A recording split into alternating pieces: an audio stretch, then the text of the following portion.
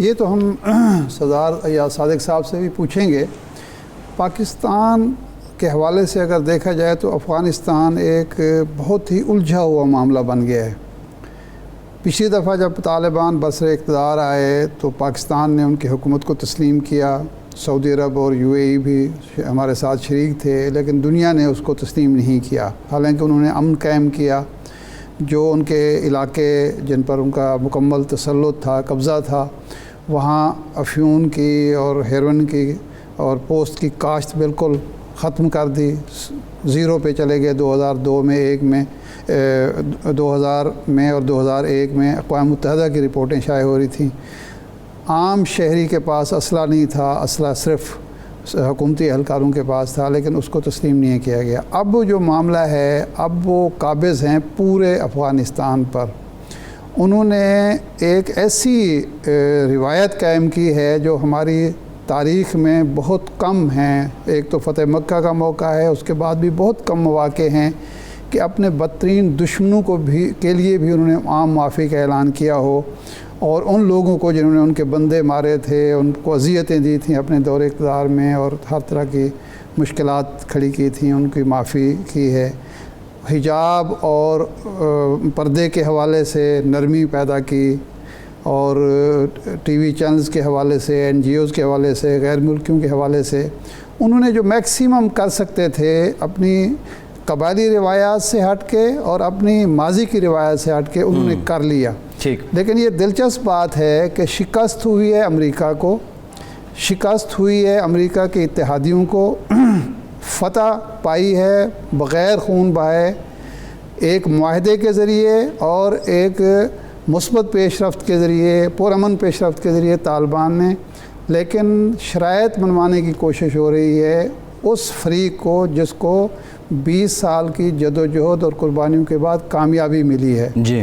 तो पाकिस्तान के लिए मुश्किल पैदा हो रही है कि हम पर एक अजीब व गरीब, पहले भी चढ़ाई हो रही थी, अब फिर हो रही है कि जी हम तालिबान से वो सब कुछ मनवाएं जो ना मुज़ाकरात की मेज़ पर अमेरिका मनवा सका, ना जो मैदान जंग में मनवा सका।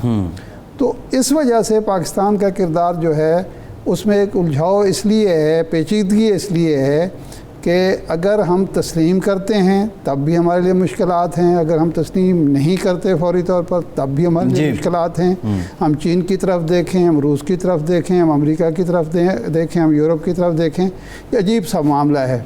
लेकिन यही उलझाव हमें अपनी सियासी जमातों के और सियासी क़यादत के दरमियान भी नज़र आता है। मिसाल के तौर पर पाकिस्तान मुस्लिम लीग जो है दूसरी बड़ी पार्टी है और कई दफ़ा वो इक़्तिदार में आ चुके, 3 दफ़ा मरकज़ में इक़्तिदार में आ चुकी है, लेकिन अभी तक पाकिस्तान मुस्लिम लीग नून ने अपना मौक़िफ़ वाज़ेह नहीं किया अफ़गानिस्तान के हवाले से। अगर कोई पार्टी डिसीजन हुए भी हैं तो हमें मालूम नहीं है। ठीक। सरदार या सादिक साहब से हम पूछते हैं कि सरदार साहब, कोई पार्टी की सतह पे कोई फ़ैसला हुआ है हुकूमत को यानी कोई सिफारिश करने का, कोई तजवीज़ पेश करने का कि हमारा मौक़िफ़ क्या होना चाहिए?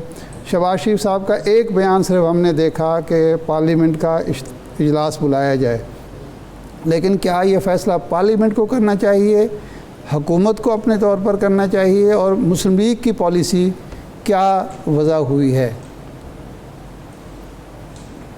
जी शुक्रिया। बिस्मिल्लाहिर्रहमानिर्रहीम। हमारी मुलाकातें तो हुई हैं शहबाज साहब से इस इशू पे। जिस तरह आपने ये इंट्रोडक्शन में पहले ज़िक्र किया कि ये बहुत ही पेचीदा एक मामला है। एक तो हमें हमारे जो वज़रा और वज़ीर आज़म साहब हैं, और कुछ ने ट्वीट किया, कुछ ने स्टेटमेंट्स दी, हमें बहुत सोच समझ के इस सेंसिटिव इशू के ऊपर स्टेटमेंट देनी पड़ेगी। और ना सिर्फ हमें सोच समझ के देनी चाहिए, हमें पूरे मुल्क को, पूरी कौम को इस इशू पे जो भी हम स्टांस लें उस पे मुत्तहद भी होना पड़ेगा। हमारा मुल्क इस पे डिवाइडेड नहीं हो सकता। एक तो अफ़गानिस्तान हमारा नेबर है और वहाँ सदियों की मुश्किलात जो हैं वो हमने भी देखी, और उसका जो ओवरफ्लो है वो रेफ्यूजीज़ के फॉर्म में, फिर ड्रग्स के फॉर्म में, फिर बंदूकों के फॉर्म में हमें इफ़ेक्ट किया। और हमारी यही कोशिश होनी चाहिए कि हम कम से कम उनकी चीज़ में मुदाखलत करें, उनकी सोच में मुदाखलत करें, मगर तजवीज़ ज़रूर दे सकते। अब हुकूमत का तो काम ये होना चाहिए कि हुकूमत फ़ौरन सारी जमातों को बुला के पहले तो ब्रीफ़ करे कि क्या मामलात हैं, इस वक्त सिचुएशन क्या है, बैकडोर इनकी क्या गुफ्तगू हो रही है, मुआहदे में क्या डिस्कस हुआ। जब तक सबके सामने एक चीज़ नहीं रखी जाएगी, उससे पहले हम कोई स्टेटमेंट दे दें, वो बहुत ही प्री मैच्योर स्टेटमेंट होगी और उसका नुकसान भी हो सकता है। किसी तरफ से, किसी जमात की तरफ से स्टेटमेंट जो हक़ाइक़ जाने बग़ैर दी जाए या कोई हमारे मेंबर पार्लियामेंट या कोई भी दे, वो गैर मुनासिब होगा। अब आप ये देखिए कि अफ़गानिस्तान में हमने अफ़गानिस्तान से भी ताल्लुक़ रखना है, हमने दुनिया के हर मुल्क के साथ एक अच्छा ताल्लुक़ रखना है। हमने ये नहीं कहना कि अमेरिका को शिकस्त हो गई या नेटो को शिकस्त हो गई या अफ़गानिस्तान को की फ़तह हो गई या तालिबान की फ़तह हो गई। हमने एक वर्किंग रिलेशनशिप हर मुल्क के साथ रखना है, हिंदुस्तान के अलावा, इसलिए कि हिंदुस्तान के साथ हमारे जो मामलात हैं वो कश्मीर के इशू की वजह से बहुत बिगड़ गए हैं, मगर कम से कम बाकी सारे ममालिक के साथ हमने वर्किंग रिलेशन रखनी है। और हम ये अगर जीत हुई है तो अफ़गानिस्तान के अवाम की जीत हुई है, तालिबान की हुई है। हमें प्री मैच्योरली ये कहना कि जी हमारी फ़तह होगी, ये मुनासिब शायद ना हो।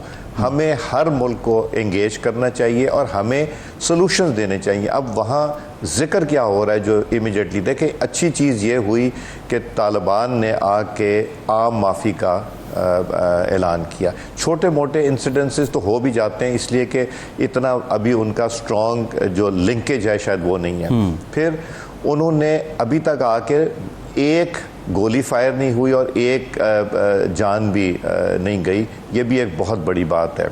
और फिर उन्हें पता है कि अमेरिका की फ़ौजें अड्डे को लुक आफ्टर कर रही हैं और वो उनके लिए भी मुश्किलात नहीं पैदा कर रहे। और नेटो की फोर्सेस भी हैं, कुछ लोग हैं जिन्होंने वहाँ से जाना है, इवैक्यूएट होना है। सो इसका मतलब है, और फिर ख़वातीन के हवाले से, स्कूल के हवाले से, बच्चियों की पढ़ाई के हवाले से जो उनकी स्टेटमेंट्स आ रही हैं वो बड़ी रीज़नेबल स्टेटमेंट। सो वो मुज़ाकरात के साथ अगर ये चीज़ें हल करना चाहते हैं तो बहुत अच्छी बात है कि सारे स्टेक होल्डर्स बैठ के और इसके ऊपर फैसला। ठीक है अयाज साहब, एक अप्रोच हमें रिस्पॉन्सिबल होना चाहिए। सदा साहब, एक मियाँ शहबाज शरीफ साहब ने कहा कि पार्लियामेंट का इजलास बुलाना चाहिए। आप स्पीकर भी रहे, ऑनरेबल स्पीकर रहे 5 साल पार्लियामेंट के, कौमी असम्बली के।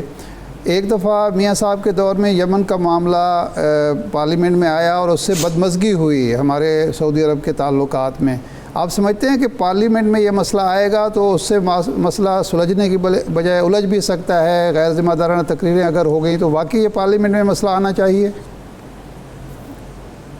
देखें, इन कैमरा ज़रूर होना चाहिए। यमन में जो बात हुई सारी, यमन में डिबेट हुई और हर एक ने सिवाय चंद, मेरा ख्याल है 1 या 2 लोग होंगे जिन्होंने कहा कि जी हमें यमन में भी जाके लड़ाई करनी चाहिए। वो हमारी जो सऊदी अरेबिया के साथ तलखी हुई वो उस ड्राफ्ट के ऊपर हुई जिसमें वर्ड न्यूट्रलिटी लिखाया गया कि हम सऊदी अरेबिया के मामले में न्यूट्रल रहेंगे, वो वर्डलिटी। अब मैं तो चूँकि अंदर से देख रहा था कि क्या हो रहा है, फैसिलिटेट कर रहा था, जिन्होंने लिखाया अब मैं उनके क्या नाम लूँ और उन्होंने इंसिस्ट किया, अदरवाइज़ डेडलॉक हो रहा था और बहुत लंबा डेडलॉक हो गया था। अब मैं यहाँ शायद मुनासिब ना हो, पाकिस्तान के इंटरेस्ट में नहीं होगा, मगर 2 ऐसे मेंबर्स थे पार्लियामेंट जिन्होंने मौक़िफ़ तो वो था शाह महमूद कुरैशी साहब का, PTI का। तो ये मुस्लिम लीग नून और हुकूमत क्यों दबाव में आ गई और न्यूट्रल का लफ्ज़ उसमें लिख दिया गया? जी, न्यूट्रल का लफ्ज़ इन्होंने दोनों ने लिखाया। मैं वसूख से कहता हूँ, वहाँ परवेज़ रशीद भी थे, जाहिद हामिद भी थे, सारी जमातें बैठी थी। इन्होंने तो चलने नहीं दिया। जब मैं वहाँ से उठ के गया हूँ फिर सेशन को चेयर करने, तो ये इन्होंने डेडलॉक किया हुआ था। और यहाँ ना ये बात कराएं, मगर मैं ये किसी बात आपको अलहदगी में बताऊँगा कि क्यों, वजह क्या थी उसकी। और इन दोनों अगर पार्लियामेंट का इजलास होता है, कुरैशी साहब ने, अब अगर पार्लियामेंट का इजलास होता है तो उसमें भी तो कुछ लोग ऐसे होंगे जो इस तरह की गुफ्तगू करेंगे जो ज़ाहिर बात है फिर उधर भी जाएगी, बाहर भी जाएगी। हमारे लिए बदमज़गी पैदा नहीं कर सकती? देखें टीवी के ऊपर बातें करने से बेहतर है कि जब उनको हकायक पता चलेंगे तो जो भी मेंबर पार्लियामेंट है वो रीजनेबल बात करेगा, वो कोई ऐसी बात नहीं करेगा कि जिसमें जाके कोई प्रॉब्लम क्रिएट हो, वो सेंसिबली बात करेगा। मगर हमें तो हकायक अभी तक सारे नहीं पता कि जो हमें नजर आ रहा है जो आपको भी आ रहा है, जो है ऑन बोर्ड ले ऑपोजिशन को और हकायक बताइए, ब्रीफिंग दीजिए। मगर हकायक जब तक नहीं पता चलेंगे हम फैसला नहीं ले सकेंगे, हम शायद सही फैसला ना ले सकें। और उस पर हमारी पॉलिसी के लिए एक कंसेंसस क्रिएट करना होगा कि हम इकट्ठा हों, ये करें। फिर इंटरनेशनल इंगेजमेंट करनी होगी, हम इंटरनेशनली ममालिक को इंगेज करें जो इन्वॉल्व थे या इन्वॉल्व हैं, और उस चीज़ को सेटल करने की कोशिश करें, उनको भी बताएं कि क्या सिचुएशन है। ये एक कलेक्टिव एफर्ट इसमें, बिकॉज अगर अफगानिस्तान में अमन नहीं रहेगा तो वो स्पिल ओवर तो हमारे जी बिल्कुल ठीक है। अयाज साहब एक और मामला है, ये 30 लाख रेफ्यूजीज हैं ऑलरेडी। आपकी बात वजह है कि हुकूमत को ऑन बोर्ड लेना चाहिए और अपोजिशन को ब्रीफ किया जाए ताकि एक मुत्तफ़िका कोई एलामिया या लाया अमल सामने आ सके। तहरीक अदम एतमाद की बात की पीपल्स पार्टी ने कि अगर तहरीक अदम एतमाद पे आप आ जाएँ और बिलखुसूस पहले पंजाब में आ जाएँ तो हम PDM को गले लगाने के लिए तैयार हैं। एहसन इकबाल साहब और मरियम औरंगज़ेब साहिबा ने एक मशरूत पेशकश कर दी है कि पहले सेनेट में तहरीक अदम एतमाद लाएँ, फिर हम पंजाब में लाने को तैयार हैं। आप समझते हैं कि जब हुकूमत के 2 साल रह गए हैं तो इस दौरानिए में और इस हुकूमत की गवर्नेंस भी आपके सामने है, इसको तहरीक अदम एतमाद के ज़रिए वज़ीर आज़म साहब को हटाना या उनके नुमाइंदों को वज़ीर आला को हटाना कोई दानिशमंदी है? और नून लीग क्या वाकई संजीदा है पीपल्स पार्टी की इस ऑफ़र पर? देखें, संजीदगी की तो बात हमने बता दी कि हमारे पास अपोजिशन के पास 50+ मेंबरान हैं वहाँ पे। अगर जो गिलानी साहब के लिए जिन्होंने वोट किया था और जिन्होंने तारड़ साहब को सपोर्ट किया था for leader of the opposition के, उस लिए सो ये तो बड़ा क्लियर हो गया कि कितने मेंबरान हैं हमारे पास। अगर वहाँ हम शुरू कर दें पहले तो उससे बड़ा क्लैरिटी आ जाएगी, तो फिर नेक्स्ट यहाँ की बारी भी आ जाएगी, फिर इस्लामाबाद भी सोचा जा सकता है। मगर जहाँ है हमारे पास प्रूवन मेजॉरिटी है, वहाँ क्यों नहीं करते?